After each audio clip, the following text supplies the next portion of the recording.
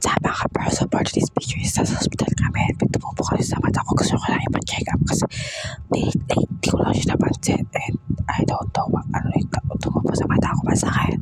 So kilolo ko buhay na sa hospital kami na umuwi daw kami kasi dumating na ang kanyang money. And injured kami. So 2 hours lang yung biyahe namin. From Laguna sa Manila. So mabilis na yung biyahe namin.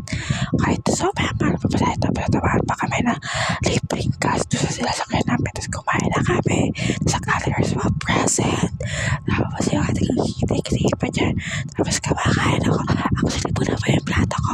Gusto na natagali ko. Sabi ko, kuya ka na ba? Di ba ako tapos kumain?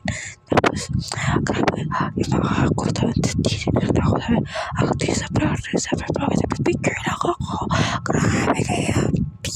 Sana manifesting like, you know. Tapos, grabe yung pakita ko si Libre. Ayan ang aking lolo. From this to this.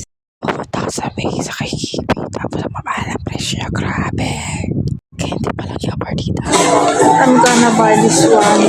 Kasi lang akong dalawang pera ngayon. 20 lang siya. Pumunta kami sa festival. Nakita namin na may pinagkakagulo. So sumilip kami. Tapos may sumabi sa amin na bukuha na kami ng card. So may parang ano sila, picture na para makakuha ng prize ka noon. Tapos sticker sa akin. Tapos ayun, nakita si Brenda.